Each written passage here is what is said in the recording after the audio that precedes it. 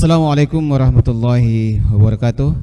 Salam hormat kepada semua rekan-rekan majelis guru dan para pendidik di madrasah di seluruh Indonesia.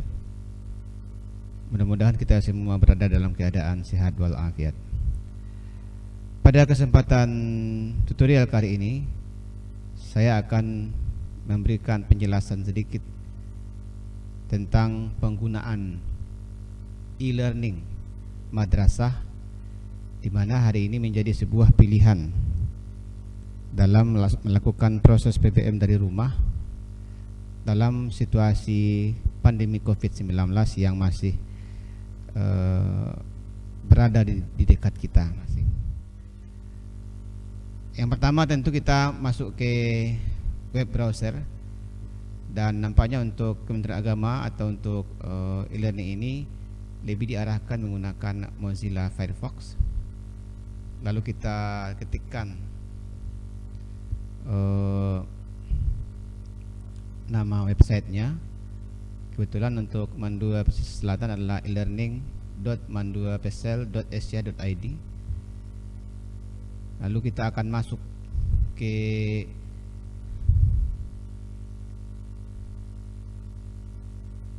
website e-learning Mandua Pesisir Selatan. Tentu kalau di tempat saudara-saudara atau mungkin teman-teman berbeda dengan yang lainnya atau berbeda dengan ini.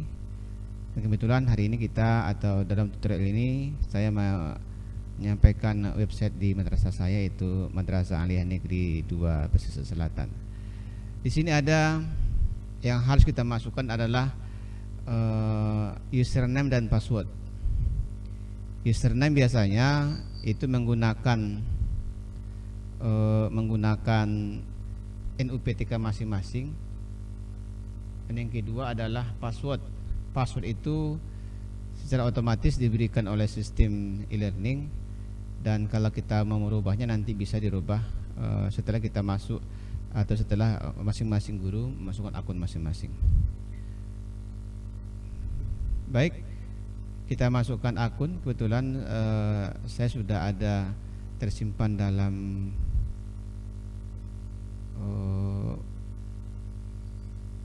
memori di web browser ini. Nah, inilah tampilan perdana, ya. Untuk awalnya barangkali Bapak Ibu Saudara tidak ada pas fotonya. Lalu kita akan diarahkan atau akan diberikan petunjuk singkat, misalnya ini selamat datang di aplikasi e-learning madrasah kami, akan memandu Anda dalam memudahkan penggunaan. Kemudian selanjutnya ini adalah menu forum madrasah sebagai media sosialnya. Di sini kita akan bisa melakukan interaksi dengan siswa atau sesama guru atau sesama warga madrasah yang memiliki akses ke e-learning. Kemudian juga ada kita ada menu kelas online. Kita bisa membuat kelas online yang kita ajar. Kemudian ada kalender akademik, atau juga bisa melihat agenda kita dalam e-learning ini. Kemudian ada komunikasi, jika kita mau chatting dengan guru yang ada atau yang online di e-learning kita. Baik, Bapak Ibu semuanya, inilah sekilas tentang menu-menu yang ada di e-learning. Ada forum madrasah, ada kelas online, ada kalender, ya. Kemudian maaf karena ini agak sedikit jaringannya lelet. Kemudian ada komunikasi dan ada notifikasi. Nah, langkah yang pertama yang harus dilakukan oleh guru, ini dia tampilan untuk chatting masing-masing guru. Yang harus kita lakukan adalah membuat kelas online. Di sini ada menu kelas online. Yang pertama kita buatlah kelas online yang akan kita ajar. Misalnya ini adalah untuk kelas 12, kebetulan saya di kelas 12. Kemudian ada rombel. Rombel kita pilih apa kelas 12 IPA 1 atau 12 MIA 1 dan IS dan sebagainya. Saya pilih kelas 12 IPA 2. Kemudian nama kelasnya adalah kelas 12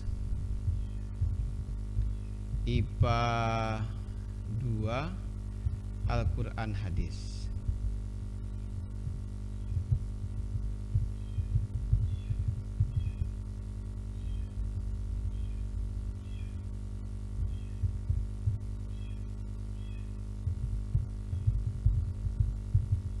Nah, ini untuk deskripsinya terserah kepada Bapak Ibu. Misalnya karena saya ini Al-Quran ya, saya bikin aja membumikan Al-Quran.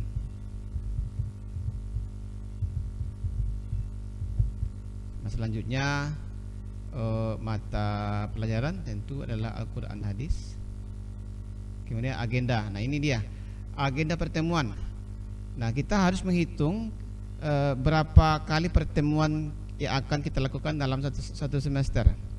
Kebetulan di semester 2 di kelas 3 ini waktunya sangat pendek dan biasanya berada di kisaran 8 atau sampai 10 minggu atau 10 pekan.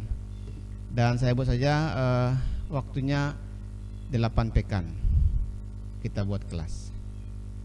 Bapak Ibu, kita telah berhasil membuat sebuah kelas online yang kebetulan lokal saya adalah kelas 12 IPA 2 Al-Quran Hadis.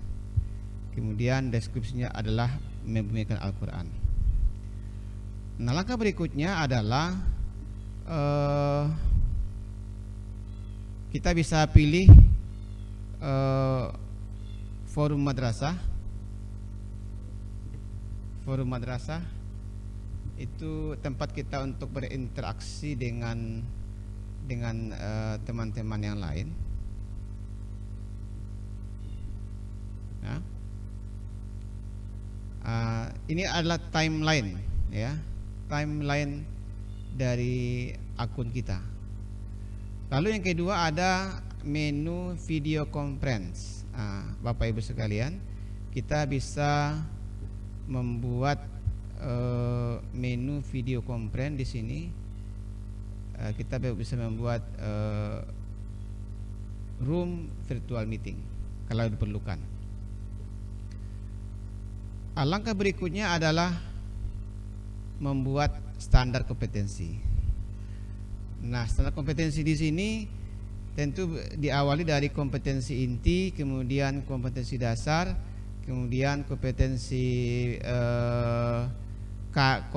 dasar pengetahuan, kompetensi dasar keterampilan dengan memiliki urutan tertentu sesuai dengan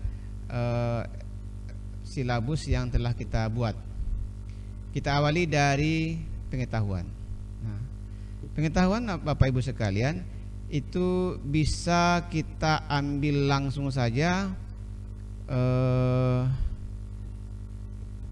dari silabus kita. Misalnya ini adalah Al-Quran Hadis, ini adalah kompetensi inti Al-Quran Hadis. Nah, ini dia. Cuma Bapak Ibu diingatkan bahwa kalau bisa kita buat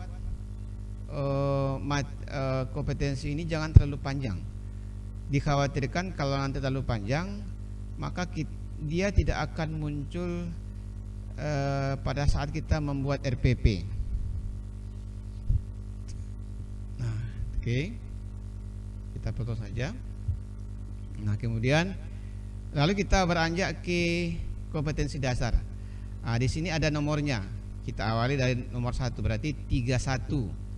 31 Bapak Ibu bisa langsung mengcopy paste dari KD-KD yang telah Bapak Ibu buat dalam silabus, atau mungkin dalam prakteknya yang kita buat dalam RPP, kita copy paste saja, letakkan di sini. Lalu ada ini, kita hilangkan nomornya Bapak Ibu, kemudian kita simpan. Oke, kita simpan. Jadi 31. Kemudian 32. Nah, ini 32 Bapak Ibu. Kita ambil lagi nomor 2. Nomor 2. nomor 2. Dan selanjutnya sampai 8 pertemuan. Nah, untuk KI keterampilan ya, kita ambil lagi dari silabus. Ini ada mengolah menalar.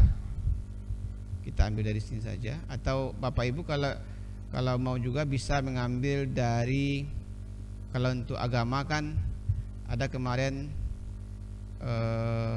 KMA 183 2019, bisa diambil dari sana.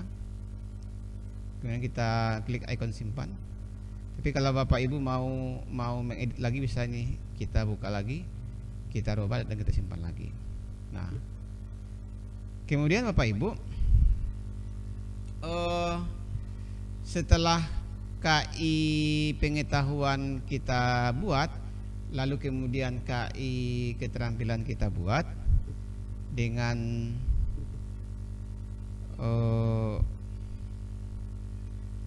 penomoran yang telah kita lakukan. Ini kita ambil lagi, tentu kita ambil yang KD psikomotor KM4, kita copy, kemudian letakkan di sini, kita paste, simpan saja.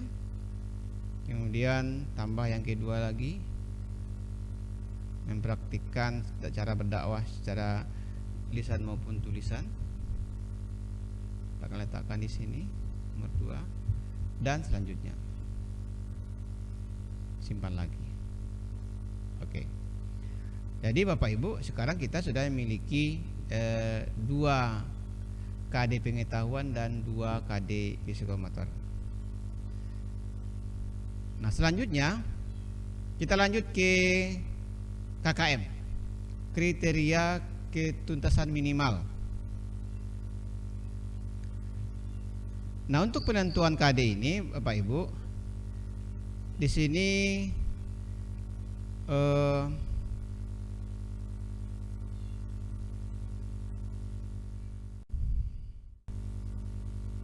baik, selanjutnya kita akan menentukan atau kita masuk kepada menu kriteria ketuntasan minimal atau KKM. Dan seperti yang kita ketahui bersama, ada 3 faktor, yaitu kompleksitas, daya dukung, dan intake serta didik. Misalnya kompleksitasnya ada sedang, kemudian daya dukung tinggi, kemudian intake serta didik juga memiliki sedang, maka KKM yang akan diperoleh adalah 78. Kemudian untuk KD yang kedua misalnya rendah tingkat kesulitannya, kemudian daya dukung sedang, kemudian intake-nya tinggi, otomatis KKM-nya menjadi agak sedikit tinggi daripada yang pertama tadi. Nah, namun Bapak Ibu sekalian, kalau seandainya KKM itu tidak sesuai dengan yang kita harapkan atau kita susah mengutak-atiknya, lalu kita bisa saja bikin secara manual. Ini kita bikin misalnya 80, simpan, kemudian ini 80, kita simpan, kemudian ini kita bikin juga 80, kita simpan.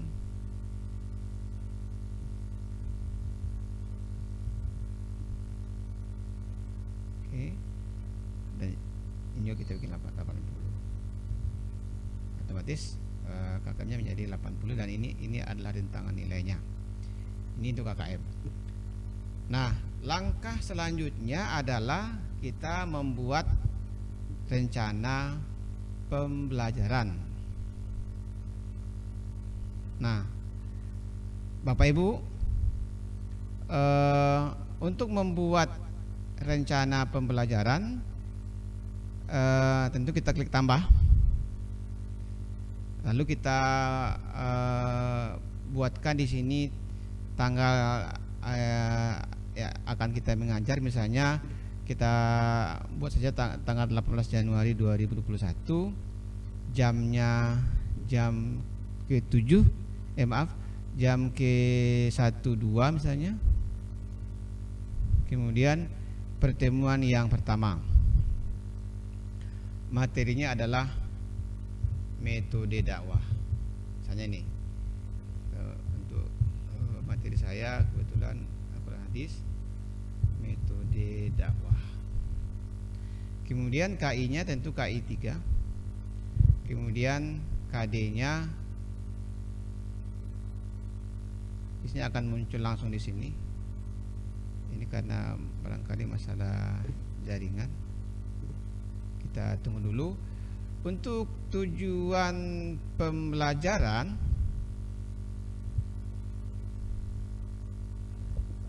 kita ambil dari silabus tadi. Kalau memang kita mau membuat tujuan pembelajaran, ya, atau kita ambil dari kita bikin sendiri. Misalnya ini tujuannya adalah siswa mampu menguasai metode berdakwah.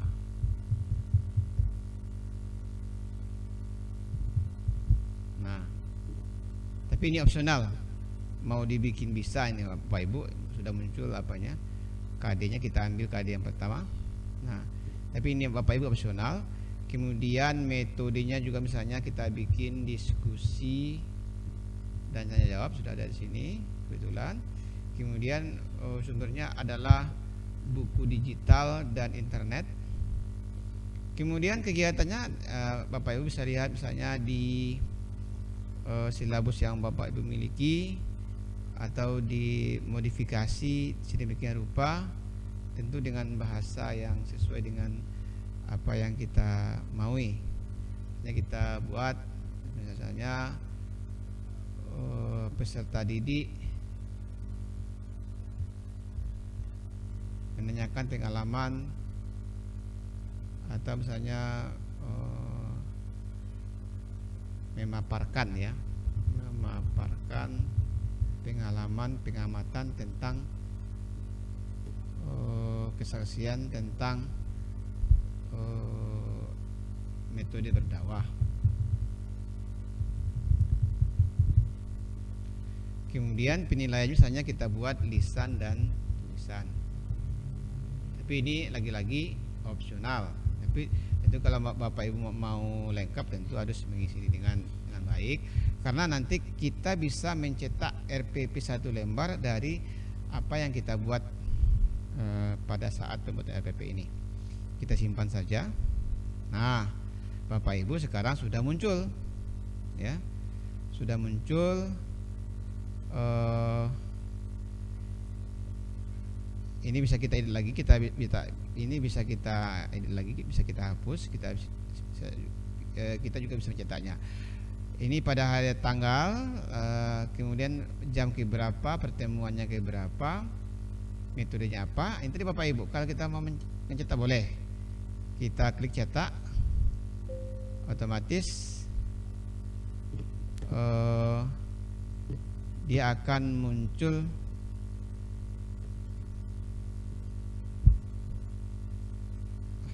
gimana begini.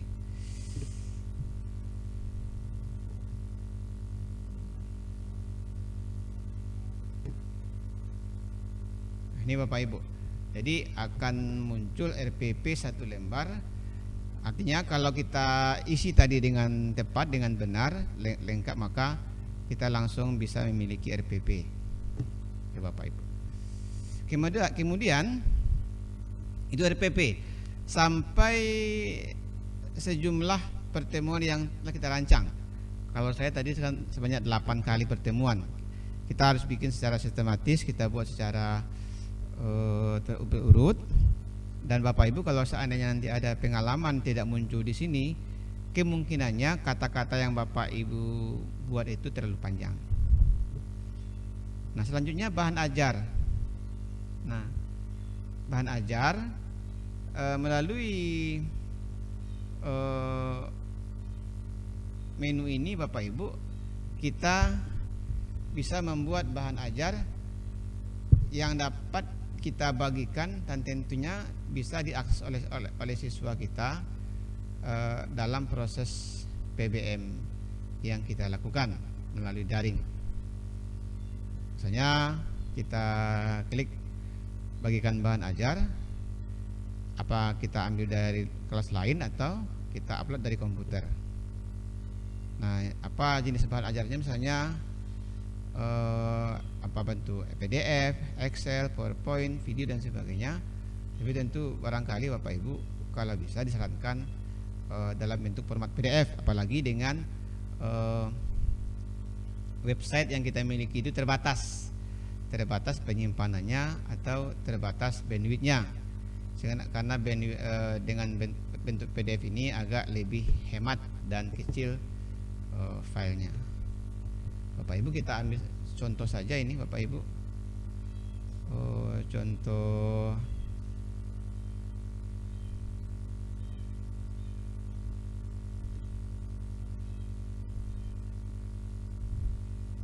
materi saja.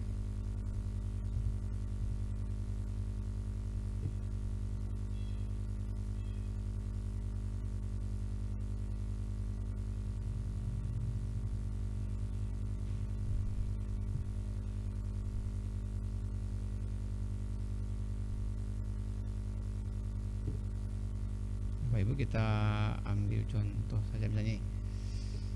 Nah, otomatis apa nama bahan ajarnya, misalnya metode dakwah.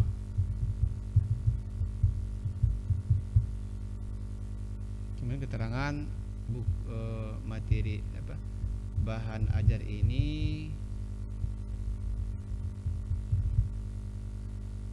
ya, bahan ajar ini berisi tentang metode dakwah.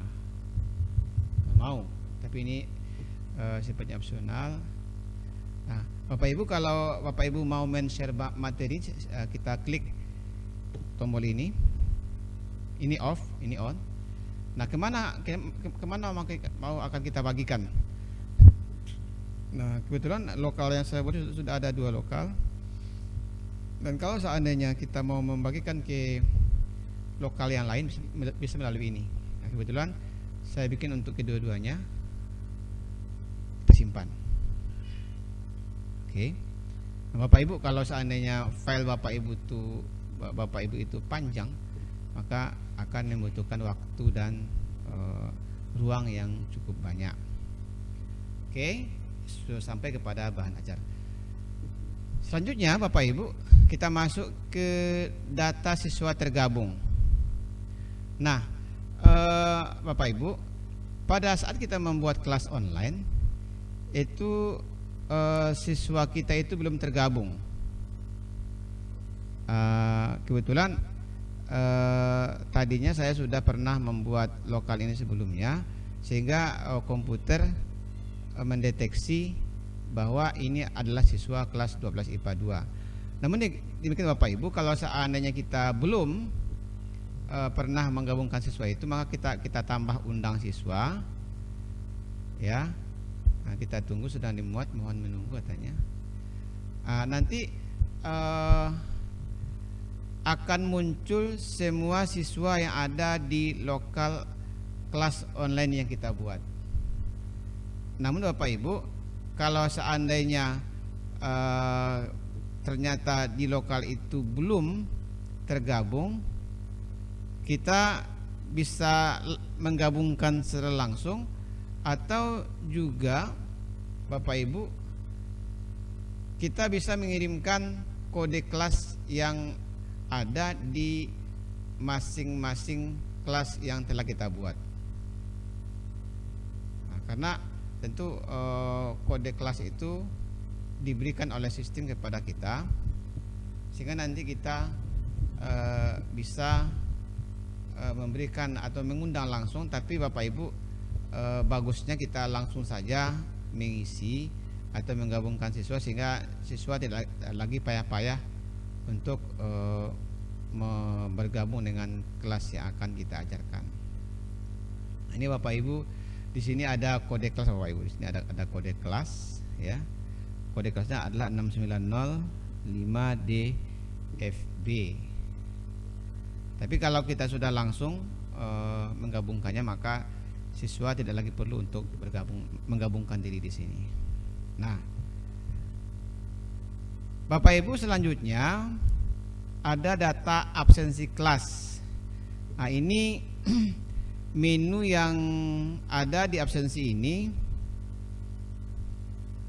apabila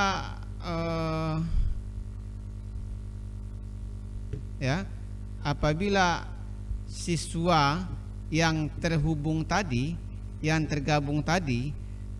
kita lihat dia online, ya kan, ini ada yang online, ada yang offline. Kita tinggal lagi menandai siswa melalui menu ini, membuat dia hadir. Ya, ini rekatnya Bapak Ibu, membuat dia hadir, sakit, izin atau alfa. Nah, ini Bapak Ibu, ini petunjuk keberapa, apakah pertemuan kedua, ketiga, keempat, dan sebagainya. Baik, selanjutnya kita masuk ke jurnal guru. Nah, ini Bapak Ibu, jurnal guru ini adalah catatan kejadian khusus yang ada pada saat kita mengajar. Apakah kejadiannya itu negatif atau positif? Misalnya begini, yang namanya jurnal tentu ada catatan kecil dari guru tentang proses PBM. Kita tambah kejadian, misalnya kejadiannya misalnya tanggal 12 itu nama siswa yang di lokal 12 IPA 2 ini namanya misalnya Harfinal. Nah, kejadiannya terlambat, ya, terlambat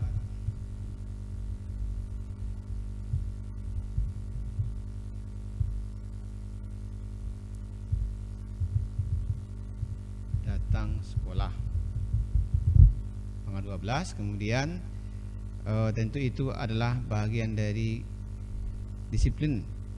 Kemudian tentu itu adalah negatif. Lalu follow up-nya adalah menasihati yang bersangkutan. Nah, kalau seandainya ada juga siswa yang berperilaku positif, ya kita catat juga, karena tentu itu akan menjadi nilai tambah bagi siswa yang bersangkutan. Oke, sudah ada jurnal kita untuk tanggal 12 di lokal 12 IPA 2. Nah, Bapak Ibu, selanjutnya adalah computer based test. Barangkali kita tidak akan bahas secara tuntas di sini. Nanti kita akan buat tutorial secara tersendiri. Tapi yang jelas bahwa computer based test ini adalah komputer berbasis ujian berbasis komputer. Yang jelas kita bisa saja memilih apa jenis ujiannya, apakah apakah penilaian harian, kemudian KD-nya misalnya KD-nya yang tadi, kemudian nama ujiannya apa, misalnya PH1, waktunya berapa, kemudian tanggal berapa, tanggal 19, mulainya jam 9, kemudian berakhirnya tanggal 19 jam 10 misalnya, seperti itu, jam 10 pagi ya. Nah, kemudian juga ada pertanyaan, apakah acak soal? Ya, kalau memang dia ABC misalnya, maka kita acak soal. Kemudian apakah kita aktifkan ujian? Nah, nanti pada saat kita sudah men-setting ujian ini, maka ujian itu akan aktif dengan sendirinya. Kemudian buat soal Bapak Ibu. Buat soal, jenis soal tadi apa? Apakah misalnya kita buat esai. Nah, nomor urutnya adalah nomor 1. Misalnya kemudian kita buat satu itu jelaskan metode dakwah yang kamu ketahui. Seperti itu. Lalu kalau kita mau nambah soal, tambah soal lagi, ya, tambah soal untuk nomor 2 misalnya. Nah, kalau seandainya kita mau mencampur soal, ada yang ABC, ada yang betul salah, ada yang multiple choice, juga tidak apa-apa. Tapi tentu kalau Bapak Ibu memix atau mencampur soal-soal itu juga akan memiliki tingkat atau memiliki kesibukan sendiri pada saat kita memeriksa jawabannya. Misalnya jelaskan pengalamanmu dalam berdakwah. Oke, kita simpan saja Bapak Ibu, simpan dan tutup. Nah, otomatis sekarang kita sudah memiliki CBT baru dalam bentuk esai. Nih, kalau kita mau mengedit silakan juga. Kalau kita mau menghapus, ini kalau kita mau menganalisis soal juga bisa. Kalau kita mau kemudian juga ada hasilnya. Nanti hasilnya bagaimana? Nah, itu juga ada. Nah, Bapak Ibu, itu kita akan bahas nanti pada dengan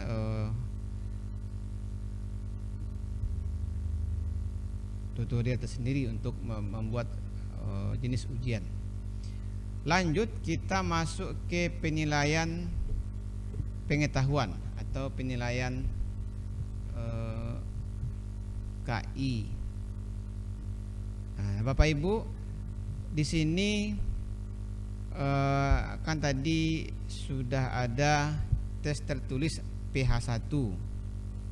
Nah,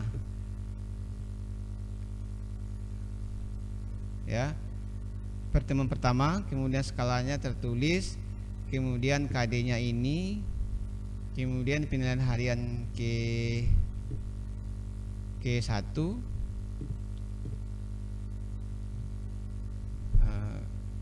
kerjakan misalnya instruksinya, kemudian mulai pengerjaan tugasnya tanggal 19 misalnya, selesainya misalnya kita buat ini, bukan ini jam ini pagi lah ya, jam 10, kemudian selesainya jam 11, simpan.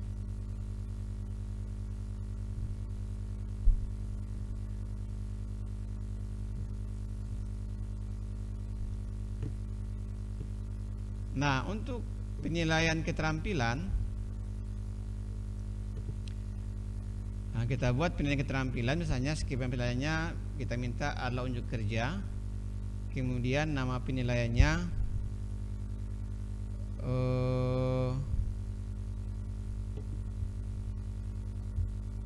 misalnya PH KI KD 41 misalnya. Nah, tentu yang kita uji adalah KD 41. Seperti itu contoh ya. Nah, ini tanggal mulainya kita programkan tanggal 19 misalnya jam 10. Kalau ini sebuah contoh Bapak Ibu. Kemudian kita juga berakhirnya jam 11 kalau mau bersamaan. Keterangan terserah. Kemudian jika tugas harus diupload oleh siswa melalui e-learning, silakan atur pengaturan ini, apakah tugas ini diupload di sini. Aktifkan. Tapi kalau Bapak Ibu tugas yang mau dikirim ke WA pribadi Bapak Ibu, maka tombol tadi tidak usah kita aktifkan. Lanjut ke penilaian akhir semester. Nah, Bapak Ibu, di sini kita bisa mengisikan ya penilaian akhir semester yang telah kita lakukan. Kita bisa isikan secara manual atau nanti secara otomatis. Kemudian Bapak Ibu ini rekap nilai rapornya untuk KI 3 dan KI 4 untuk di 12 IPA 2. Lanjut, di sini ada menu monitoring siswa. Kita bisa melihat ya apa saja dan kapan dan apa saja kegiatan yang dilakukan oleh siswa yang bersangkutan. Jamnya berapa, tanggalnya berapa, apakah dia masuk atau keluar, bisa kita monitoring di dalam menu monitoring siswa. Ini Bapak Ibu kalender kelas. Kalender kelas kita karena ini masih belum kita isi, maka belum ada. Nah, tapi nanti kalau seandainya Bapak ini sudah ada Bapak Ibu, ini ada ya. Ada tanggal 12 dan tanggal 19 akan nampak. Jadi Bapak Ibu ini bisa Bapak Ibu print supaya nanti jangan lupa tempelkan di ruang kerja masing-masing. Kemudian ada pengaturan kelas. Kalau seandainya Bapak Ibu mau merubah yang tadi, reset setting. Pokoknya saya cuma 7, bisa kita rubah, kita reset kembali. Kemudian kita juga bisa hapus kelas. Hapus kelas kalau kita mau misalnya kita agak rumit dalam mengatur kelas, kita mau bikin kelas yang baru juga boleh. Tetapi hati-hati, kalau seandainya kita menghapus kelas, otomatis seluruh pengaturan yang kita buat di kelas itu semuanya akan hilang. Oke Bapak Ibu, itu kira-kira secara ringkas penjelasan tentang menu-menu yang ada di e-learning, dan tentunya masih banyak lagi yang harus kita jelaskan. Namun demikian, seluruh proses PBM melalui daring ini setidaknya kita bisa melakukan dengan terencana, terukur, dan kemudian seluruh kegiatan kita yang kita lakukan itu tercatat atau memiliki rekam jejak digital, dan pada akhirnya suatu saat kita mau kembali mereview atau mengulang atau melihat kembali, maka bisa dilihat secara ringkas dan permanen. Bapak Ibu, terima kasih. Mudah-mudahan tutorial yang setelah ini bermanfaat untuk kita semua, dan semangat untuk semua para pendidik di seluruh Indonesia. Majulah madrasahku, madrasah hebat dan bermartabat. Banyak maaf. Billahi fisabil haq. Assalamualaikum warahmatullahi wabarakatuh.